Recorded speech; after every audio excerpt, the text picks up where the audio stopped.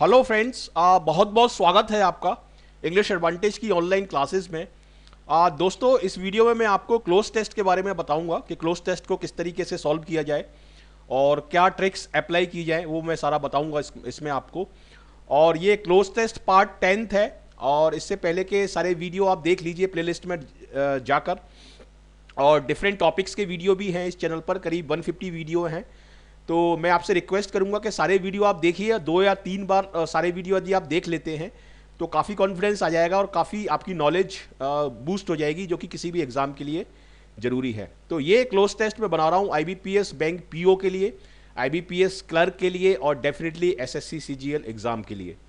तो चलिए शुरुआत करते हैं इस क्लोज टेस्ट की और देखते हैं किस तरह से हम इसको सॉल्व कर सकते हैं। देखिए, ये है क्लोज टेस्ट नंबर 10 है और इसमें 5 क्वेश्चन, ये 5 फिलअप्स इसमें नीचे दिए हुए हैं। ये 1 2 3 4 5 और 5 फिलअप्स इसमें नेक्स्ट पार्ट में दिए हुए हैं। तो नॉर्मली 5 मार्क्स का आता है ये एग्ज़ाम में, लेकिन कभी कभी 10 मार्क का भी दे सकते हैं आपको ये। तो इसमें 10 फिलअप्स में आपको फिल करके बताऊंगा और देखिए आपको किस तरीके से सॉल्व करना है, क्या ट्रिक्स आपको अप्लाई करनी है, उसको आप अच्छे तरीके से सीखिए। Even after 69 years of independence, it is disgraceful that we are yet to put our infrastructure in. देखिए, इसमें क्या समझाने की कोशिश कर रहे हैं कि 69 साल बाद भी, आज़ादी के 69 साल बाद भी डिसग्रेसफुल है ये चीज़। डिसग्रेसफुल है, क्या चीज़ डिसग्रेसफुल है? डिसग्रेसफुल का मतलब होता है कि वो एक शर्मनाक चीज़ है हमारे लिए, हमको उस चीज़ पर शर्म आनी चाहिए। तो it's a disgraceful that we are yet to का मतलब है कि अभी भी, ठीक है, पुट अवर इंफ्रास्ट्रक्चर इन। अब इनके आगे क्या आएगा? इनके आगे देखिए ऑप्शंस में क्या दिए, vicinity, place, force, duty and commitment. देखिए, put our infrastructure in place, यहां पर आपका आंसर होगा प्लेस। ऐसा क्यों होगा, प्लेस क्यों आएगा इसमें? क्योंकि पुट समथिंग इन प्लेस का मतलब है पुट समथिंग इन प्लेस, ठीक है। ये एक फ्रेज है या इसको आप इडियम मान सकते हैं। ये एक इडियम है और इसका मतलब होता है कि चीज़ों को सही तरीके से ऑर्गेनाइज करना, चीज़ों को सही तरीके से प्लान आउट करना। तो इसमें जो क्लोज टेस्ट है आपका, ये कहने की कोशिश कर रहा है कि आज़ादी के 69 साल बाद भी ये बात हमारे लिए बहुत शर्मनाक है, हमारे देश के लिए बहुत शर्मनाक है कि अभी भी हम इंफ्रास्ट्रक्चर जो है उसको अच्छे तरीके से ऑर्गेनाइज नहीं कर पाए हैं, अच्छे तरीके से प्लान आउट नहीं कर पाए हैं, ठीक है। तो पुट इन प्लेस का मतलब होता है सही तरीके से उसको ऑर्गेनाइज करना और सही तरीके से प्लान आउट करना। तो इसमें बात हो रही है इंफ्रास्ट्रक्चर की, तो यहां पर आएगा आपका प्लेस, ठीक है। और बाकी सारे वर्ड, पुट इन फोर्स का कोई मतलब ही नहीं है। ड्यूटी, पुट इन कमिटमेंट और पुट इन विसिनिटी का मतलब होता है नेबरहुड, तो इसका कोई सेंस नहीं निकल रहा। तो यहां पर केवल यही वर्ड है जो कि अप्रोप्रिएटली सेट हो रहा है उसमें, ठीक है। तो इस तरीके से आप इसको समझिए, आपको केवल कॉमन सेंस अप्लाई करना है। डेफिनेटली आपकी वोकैबुलरी अच्छी होनी चाहिए और वोकैबुलरी अच्छी होती है रीडिंग करने से। जितनी ज़्यादा आप रीडिंग करेंगे आपको, आपकी वोकैबुलरी बहुत अच्छी हो जाएगी। और ये क्लोज टेस्ट जो है वो वोकैबुलरी का ही टेस्ट होता है। There are 2 type of infrastructure in the country. हमारी कंट्री में 2 तरह के इंफ्रास्ट्रक्चर हैं। One is the basic infrastructure such as water supply, drainage and education etc. ये आपके बेसिक इंफ्रास्ट्रक्चर है कि वाटर सप्लाई है और ड्रेनेज सिस्टम है, एजुकेशन है। And the other is for comfort, और दूसरा जो इंफ्रास्ट्रक्चर है वो है आपका कंफर्ट के लिए है। एक बेसिक नेसेसिटी के लिए है और एक कंफर्ट के लिए, सच एज एक्सीलेंट रोड्स हैं, हाई स्पीड ट्रेन्स हैं, स्मार्ट सिटीज़ हैं, ठीक है। तो 2 तरह के इंफ्रास्ट्रक्चर की इसमें बात हो रही है, एक बेसिक इंफ्रास्ट्रक्चर और एक comfort related infrastructure. We have not on either. तो ईदर इसलिए हम लगा रहे हैं इसमें क्योंकि 2 चीज़ों की इसमें बात हो रही है और निगेटिव ये सेंटेंस है। तो इसमें सेकंड में देखिए, सेकंड में आपके करस्पॉन्डिंग वर्ड क्या है। सेकंड सेंटेंस ये कहना चाहता है कि हमने इन दोनों ही चीज़ों में, मतलब दोनों ही इंफ्रास्ट्रक्चर में हमने अचीव कुछ भी नहीं कर पाया है। वी हैवंट ऑन ईदर, ठीक है। अब देखिए क्या वर्ड आ सकता है इसमें। अब देखिए यहां पर प्रपोजिशन, देखिए यहां पर प्रपोजिशन ऑन लगा हुआ है, तो ऑन से पहले कौन सा वर्ड कनेक्ट हो सकता है? अकम्प्लिश्ड नहीं हो सकता, अटेंड नहीं हो सकता, इस्टेब्लिश्ड नहीं हो सकता, क्वालिफाइड के बाद फॉर आता है, ठीक है, क्वालिफाइड के बाद क्या आता है, फॉर आता है, और डिलीवर्ड के बाद ऑन आता है। तो यहां पर आपका आंसर होगा delivered. We haven't delivered on either, मतलब हमने दोनों ही इंफ्रास्ट्रक्चर में से किसी में भी हम डिलीवर नहीं कर पाए, हमें सक्सेस नहीं मिल पाई है, ये इसका मतलब है। अब एकम्प्लिस्ड ऑन, एकम्प्लिस्ड के बाद ऑन नहीं आता, इसलिए ये वर्ड इनएप्रोप्रिएट रहेगा। अटेन्ड ऑन, इस्टेब्लिश्ड ऑन नहीं आएंगे ये वर्ड, क्योंकि इन सभी वर्ड्स के बाद ऑन नहीं आता। डिलीवर्ड के बाद ऑन आता है, क्वालिफाइड के बाद फॉर आता है, तो यहां पर आपका आंसर होगा डिलीवर्ड, ठीक है। तो देखिए मैं किस तरीके से कॉमन सेंस अप्लाई कर रहा हूं और वर्ड्स को किस तरीके से एसोसिएट कर रहा हूं। तो वर्ड को आपको, वर्ड ग्रुप्स जो होते हैं ये आपको सेंस क्रिएट होगा रीडिंग से। इसीलिए सारे टीचर बोलते हैं कि रीडिंग की जाए, रीडिंग से वो सेंस क्रिएट हो जाता है कि किस वर्ड के साथ कौन सा वर्ड नेचुरली जाएगा, ठीक है। अब देखिए चलिए आगे बढ़ते हैं। व्हाट इज द प्रॉब्लम, मतलब समस्या क्या, कहां आ रही है, हम इंफ्रास्ट्रक्चर को क्यों नहीं डेवलप कर पा रहे। Is it lack of money और फंड्स, क्या पैसे की कमी है, ठीक है। It may not be so. अब थर्ड में ऑप्शन देखिए, थर्ड में ऑप्शन क्या है, थर्ड में ऑप्शन है बिकॉज, नेसेसरली, इनवेरिएबली, क्वाइटली और वॉलंटरीली।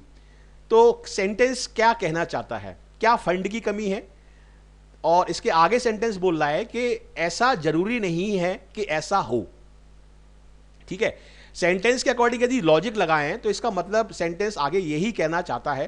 पहले क्वेश्चन पूछ रहे हैं क्या फंड की कमी है गवर्नमेंट के पास या मनी की कमी है, तो आगे वाला सेंटेंस बोल रहा है कि जरूरी नहीं है कि ऐसा हो, ठीक है।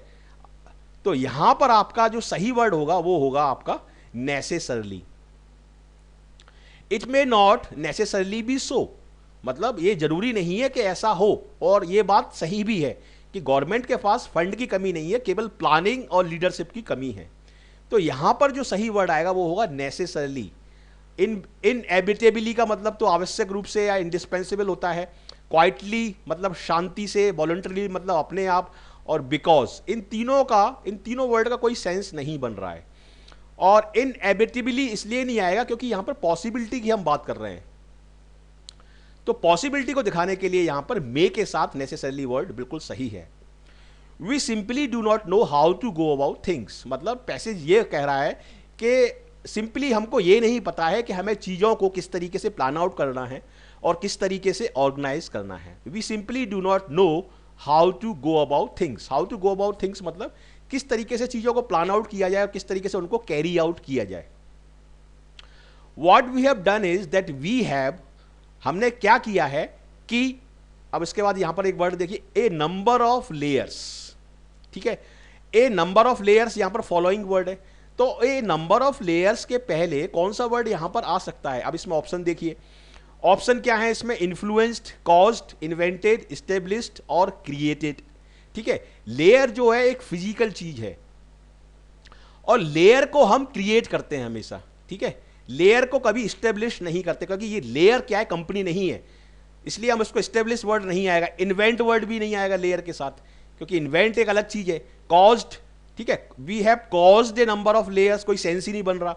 और we have influenced a number of layers, तो हमने काफी सारी लेयर्स बना रखी हैं किस चीज की, डिसीजन मेकिंग अथॉरिटीज की, ठीक है। ये इसमें ये बताने की कोशिश कर रहे हैं कि हमें जैसे गवर्नमेंट में कोई भी काम करवाना है, सपोज पासपोर्ट बनवाना है, तो उसके लिए हमें डिफरेंट डिसीजन मेकिंग अथॉरिटीज की लेयर से होकर गुजरना पड़ता है। डिफरेंट लेयर्स होती हैं, तो लेयर्स का मतलब ये है कि डिफरेंट जो हायरार्की होती है गवर्नमेंट डिपार्टमेंट में, ठीक है, नीचे डिप्टी मैनेजर, मैनेजर, सेक्रेटरी, ये इस तरीके से जो लेयर्स होती है उसकी बात हो रही है यहाँ पर। तो we have created a layer of decision making authorities and, ठीक है। तो यहां पर आपका पांचवे में आएगा आपका क्रिएटेड, और बाकी सारे वर्ड आप लगा के देखिए, वहां पर लगेंगे ही नहीं। Established A number of layer, establish layer के साथ इस्टेब्लिश वर्ड नहीं जाएगा। इन्वेंटेड वर्ड जो है वो लेयर के साथ नहीं जाएगा। Caused a number of layers, ये सेंसलेस है सेंटेंस। और influenced a number of layers, तो ये दोनों वर्ड तो बिल्कुल ही आपके आउट ऑफ कॉन्टेक्स्ट हैं। इन्फ्लुएंस्ड और कॉज्ड ये बिल्कुल ही आपके आउट ऑफ कॉन्टेक्स्ट है, तो ये वर्ड तो बिल्कुल ही नहीं आएंगे इसमें। इन्वेंटेड लेयर के साथ नहीं जाएगा, इस्टेब्लिश्ड लेयर के साथ नहीं जाएगा। तो इस तरीके से आपको कुछ वर्ड्स को एलिमिनेट करना है और कॉमन सेंस अप्लाई करना है, आप आराम से पैसेज को सॉल्व कर सकते हैं। Decision making authorities and too, अब टू आ गया, और यहां पर क्या है, एजेंसीज। अब पहले हम देखेंगे फिफ्थ में ऑप्शन क्या दिए हैं। फिफ्थ में ऑप्शन दिए हैं आपका एबंडेंट, ग्रेट, मच, मैनी और मैनीफोल्ड। ठीक है, तो मैनीफोल्ड का मतलब क्या होता है, कई गुना होना। मच आता है अनकाउंटेबल नाउन के साथ। ठीक है, एबंडेंट का मतलब होता है अधिक, और यहां पर जो नाउन दिया वो कैसी दी है, काउंटेबल नाउन है। तो काउंटेबल नाउन के साथ क्या वर्ड आएगा, काउंटेबल नाउन के साथ आएगा मैनी, मच नहीं आएगा, क्योंकि मच आता है अनकाउंटेबल के साथ। ठीक है, और यदि हम यहां पर मैं ग्रेट लगाऊं, making authorities and too great agencies, तो कोई सेंस नहीं बन रहा, too great agencies. Too abundant agencies, कोई सेंस नहीं बन रहा। ठीक है, मच आएगा नहीं, मैनीफोल्ड आएगा नहीं, तो इसलिए यहां पर आएगा सही वर्ड मैनी, क्योंकि काउंटेबल के साथ मैनी वर्ड आपका जाता है। तो इस तरीके से ये आपके पांचों क्वेश्चन सॉल्व हो गए। अब 5 और क्वेश्चन देखते हैं आगे। देखिए, एंड रेगुलेशंस, मतलब हम काफी सारी एजेंसीज क्रिएट कर देते हैं और काफी सारे रूल्स एंड रेगुलेशन किसी भी काम को करने के लिए बना देते हैं। We must get a number of to get anything done, मतलब हमें काफी सारी चीजों की परमिशन लेनी पड़ती है, काफी सारी चीजों के अप्रूवल लेनी पड़ती है किसी भी चीज को करने के लिए, पर्टिकुलरली गवर्नमेंट डिपार्टमेंट्स में। ठीक है, तो 6 के करस्पॉन्डिंग वर्ड क्या है, 6 के करस्पॉन्डिंग वर्ड ये हैं आपके, clearances, bribe, attempts, hardship, skills. ठीक है, तो यहां पर दिया हुआ है ए नंबर ऑफ। ठीक है, तो यहां पर ए नंबर ऑफ का मतलब होता है कई सारे, तो यहां पर जो नाउन आएगी वो प्लूरल में आएगी। ठीक है, प्लूरल में कौन कौन सी नाउन है, प्लूरल में आपका स्किल्स, हार्डशिप्स, अटेम्प्ट्स, ब्राइब। ठीक है, ये प्लूरल में दी है, लेकिन यहां पर आएगा अप्रूवल। ठीक है, यहां पर सेंस निकल रहा है कि हमें अप्रूवल लेनी पड़ती है काफी सारी चीजों की किसी काम को करने के लिए, तो अप्रूवल का करेस्पॉन्डिंग वर्ड है, और अप्रूवल का सिनोनिम है यहां पर क्लियरेंसेस। ठीक है, ब्राइब नहीं आएगा यहां पर, क्योंकि अगर ये प्लूरल होता तो फिर आ सकता था, ब्राइब्स में से नहीं आएगा। Attempts, we get a number of attempts. ठीक है, हमें अटेम्प्ट्स थोड़ा सा इनएप्रोप्रिएट है यहां पर ऑफिशियल क्लियरेंसेस या ऑफिशियल अप्रूवल की बात हो रही है, तो यहां पर क्लियरेंसेस वर्ड एकदम सही है। We need leadership not only in politics but also in administration, मतलब हमें लीडरशिप की जरूरत है ना केवल पॉलिटिक्स में बल्कि एडमिनिस्ट्रेशन में भी हमें लीडरशिप की जरूरत है। We need definition of our objectives such as what we need, why we need and when we need it। तो हमें अपने गोल्स बनाने की जरूरत है कि किसी चीज की हमें कब जरूरत है, कहां जरूरत है, क्यों जरूरत है और किस टाइम तक उस चीज को कंप्लीट करने की जरूरत है। तो ये सेंटेंस ये कहने की कोशिश कर रहा है कि हमें डेडलाइन सेट करनी चाहिए। यदि हम डेडलाइन सेट करते हैं किसी काम को पूरा करने की, तो हम उसको आसानी से प्लान आउट करके पूरा कर सकते हैं। अब यहां पर ये सेंटेंस पूरा हो गया, व्हेन वी नीड इट। ठीक है, नीड इट आ गया, तो इसके बाद ये नया सेंटेंस इसका मतलब शुरू हो रहा है। तो इसका मतलब ये है कि यहां पर सेंटेंस के स्टार्टिंग में आपको कोई वर्ड चाहिए, और सेंटेंस के स्टार्टिंग में 7th में देखना क्या ऑप्शन है, अदर, मोरओवर। देखिए, मोरओवर इसलिए नहीं आएगा क्योंकि ये सेंटेंस के बीच में आता है, और यहां से सेंटेंस स्टार्ट हो रहा है, तो मोरओवर आपका एलिमिनेट हो गया। डिस्टिंक्टली इंपॉर्टेंट पॉइंट इज, चलो इसको देखते हैं, another important point is, task important point, ये भी नहीं आएगा। ठीक है, अदर आपका आता है प्लूरल के लिए, आगे क्या दिया हुआ है, इंपॉर्टेंट पॉइंट। इंपॉर्टेंट पॉइंट कैसा है, सिंगुलर, तो इसलिए अदर नहीं आएगा, क्योंकि अदर किसके साथ आता है, प्लूरल के साथ आता है अदर। मोरओवर सेंटेंस के बीच में आता है। अब ये दोनों बचे इसमें से, तो इन दोनों में से ये इसका सेंस नहीं बन रहा, इसका सेंस बन रहा है, तो इसलिए ये आपका आंसर होगा। ठीक है, अनदर इंपॉर्टेंट पॉइंट इज, मतलब एक पॉइंट तो पहले दिखा दिया, एक पॉइंट क्या पहले दिखा दिया कि हमें लीडरशिप की जरूरत है पॉलिटिक्स में और एडमिनिस्ट्रेशन में, और उसके बाद हम बोल रहे हैं और दूसरा इंपॉर्टेंट पॉइंट ये है, ये हम बोल रहे हैं, तो यहां पर आएगा another important point is clarity of ideology, clarity of ideology. और दूसरा इंपॉर्टेंट पॉइंट है कि हमारी जो आइडियोलॉजी है वो हमारी क्लियर होनी चाहिए। And lastly and most importantly, ये थोड़ा सा गलत प्रिंट हो गया, lastly and most importantly identification of A right person for the job is, मतलब और आखिरी में सबसे इंपॉर्टेंट, इन 2 पॉइंट के अलावा ये 2 पॉइंट तो डिस्कस हो गए, और लास्ट में जो सबसे इंपॉर्टेंट पॉइंट है वो ये है कि for the job is identification of A right person for the job is, अब 8 में क्या आएगा, एक्सपेक्टेड, इसेंशियल, डिपेंडेंट, अवेटेड और इनहीरेंट। तो यहां पर आएगा कि हमें, हमारे पास एक इस तरह की एबिलिटी होनी चाहिए कि हम सही काम के लिए सही व्यक्ति को अपॉइंट कर सकें, क्योंकि सही काम के लिए हमने यदि गलत व्यक्ति को अपॉइंट कर दिया और उसमें नेसेसरी स्किल्स नहीं है और एप्टीट्यूड नहीं है तो वो उस काम को नहीं करेगा, और करेगा तो मन लगा के नहीं करेगा और अपना उसमें वो करप्शन या डिसऑनेस्टी कर सकता है। तो ये इसका मतलब है। तो लास्ट पॉइंट बोल रहा है कि हमें इस चीज की भी जरूरत है। Lastly and most importantly identification of A right person for the job is necessary और इसेंशियल। ठीक है, तो यहां पर आपका 8 में आएगा आपका इसेंशियल। ठीक है, बाकी सारे वर्ड देखिए, for the job is dependent, कोई सेंस ही नहीं बन रहा। For the job is awaited, for the job is inherent. हाँ, एक्सपेक्टेड का सेंस बन सकता है, लेकिन एक्सपेक्टेड इसलिए नहीं आएगा क्योंकि यहां पर हम किसी व्यक्ति से कुछ चीज एक्सपेक्ट नहीं कर रहे हैं। ये एक जनरल डिस्क्रिप्शन है कि ऐसा होना चाहिए, इस चीज की हमें जरूरत है। तो इसलिए यहां पर आपका आएगा job is essential. What we need is a systematic change, मतलब हमें क्या चाहिए, हमें एक सिस्टमैटिक चेंज करने की जरूरत है।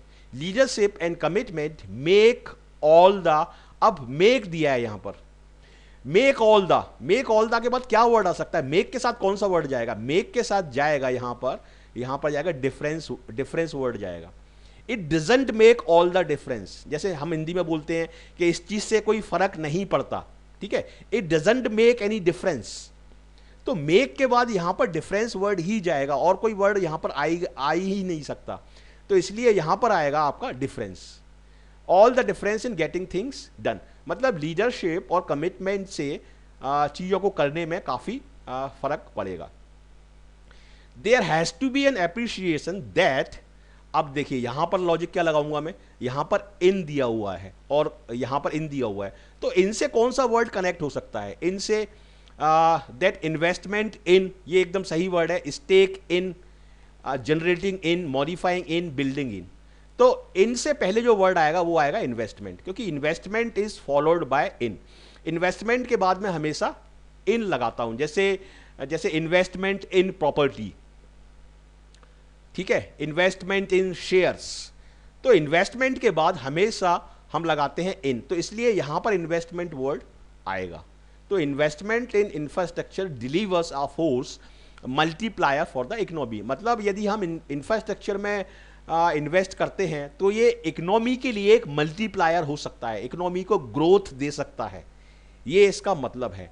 ठीक है, स्टेक का मतलब होता है खतरे, तो स्टेक नहीं आएगा। जनरेटिंग सेंस ही नहीं बन रहा, कोई मॉडिफाइंग, बिल्डिंग, तो जो एग्जैक्ट वर्ड होता है उसका एक नेचुरल कॉम्बिनेशन बन जाता है एक वर्ड्स के साथ, और ये चीज आपके अंदर आएगी रीडिंग से। इसलिए ज्यादा से ज्यादा रीडिंग करिए, न्यूज़पेपर की और मैगजीन्स की रीडिंग करिए और सेंस निकालने की कोशिश करिए कि उसका सेंस क्या निकल रहा है। तो इस तरीके से आपको आपके अंदर एक सेंस आ जाएगा किस वर्ड के साथ कौन सा वर्ड जाएगा। तो ये आपके पूरे 10 क्वेश्चन इसमें सॉल्व हो गए, और यहां पर मैंने कुछ इंपॉर्टेंट डेफिनेशंस और एक्सप्लेनेशन के साथ दी हैं, जैसे रेपो रेट क्या होता है, रिवर्स रेपो रेट क्या होता है, बैंक रेट क्या होता है, लोन और सिक्योरिटीज में क्या डिफरेंस है। तो इसको आप पढ़ सकते हैं, ये आपके इंटरव्यू में, आपका रिटन एग्जाम में और आपका रीडिंग कॉम्प्रिहेंशन वगैरह में ये सारे वर्ड यूज होते हैं। इन वर्ड्स को आप इसको पॉज करके वीडियो को आप पढ़ सकते हैं और समझ सकते हैं आसानी से। ये सारी डेफिनेशंस दी हैं, इंपॉर्टेंट डेफिनेशंस हैं ये। बाय मंथली क्या होता है, स्टेटस क्यू क्या होता है, ये बहुत ही यूज होता है। अपटिक क्या होता है, कंसर्न क्या होता है, ये सारे सेंटेंस के साथ मैंने दिए हुए हैं। कंसर्न के बाद क्या आता है, ये कंसर्न के बाद ये वाले प्रपोजिशंस आएंगे, कंसर्न ओवर, कंसर्न अबाउट और कंसर्न एट, और ये सेंटेंस दिया हुआ है यहाँ पर। इनको वीडियो को पॉज करके आप इसको पढ़ सकते हैं। अहेड ऑफ का मतलब होता है बिफोर, और ये सेंटेंस दिया हुआ है यहाँ पर। ठीक है, तो ये सारे इंपॉर्टेंट वर्ड मैंने यहाँ पर दिए हुए हैं और आपकी प्रिपरेशन को ये मजबूती देंगे डेफिनेटली, और इससे आपको बहुत कॉन्फिडेंस आएगा। तो कैसा लगा आपको ये वीडियो, जरूर मुझे बताइए कमेंट में लिख के, ताकि मैं और इसमें फर्दर इम्प्रूव कर सकूं इसको। और यदि ये वीडियो आपको यूजफुल लगा है तो ज़रूर ज़रूर इसको लाइक करिए, शेयर करिए अपने फ्रेंड्स के साथ, ताकि उनका भी फ़ायदा हो, क्योंकि कुछ स्टूडेंट्स ऐसे होते हैं जो कोचिंग अफोर्ड नहीं कर सकते, तो डेफिनेटली आप उनकी हेल्प करेंगे तो आपकी भी हेल्प होगी। और यदि आप फर्स्ट टाइमर हैं इस चैनल पर और फर्स्ट टाइम इस वीडियो को देख रहे हैं तो मैं आपसे रिक्वेस्ट करूंगा कि ज़रूर हमारे साथ जुड़िए। आपका मैं बहुत बहुत स्वागत करता हूं इस चैनल पर, और ज़रूर ज़रूर सब्सक्राइब करिए। सब्सक्राइब करेंगे आप तो आपको अपडेट्स मिलते रहेंगे, और इस चैनल से जुड़ेंगे तो इस चैनल पर सारे आपको इसी तरीके के एग्ज़ाम ओरिएंटेड और रिजल्ट ओरिएंटेड वीडियो मिलेंगे, जिससे आपका जो सपना है बैंक अधिकारी बनने का या एसएससी के थ्रू अधिकारी बनने का, वो ज़रूर पूरा होगा। और यदि आप मेहनत से तैयारी करेंगे तो डेफिनेटली आपका सपना पूरा होगा, इस बात में कोई शंका नहीं है। तो आप मेहनत करिए और प्रैक्टिस ज़्यादा करिए, मेहनत से ज़्यादा आप प्रैक्टिस करिए। प्रैक्टिस आप करेंगे तो डेफिनेटली आपको सफलता मिलेगी। So thank you very much once again for watching this video, and I wish you all the best for your bright success. Thank you.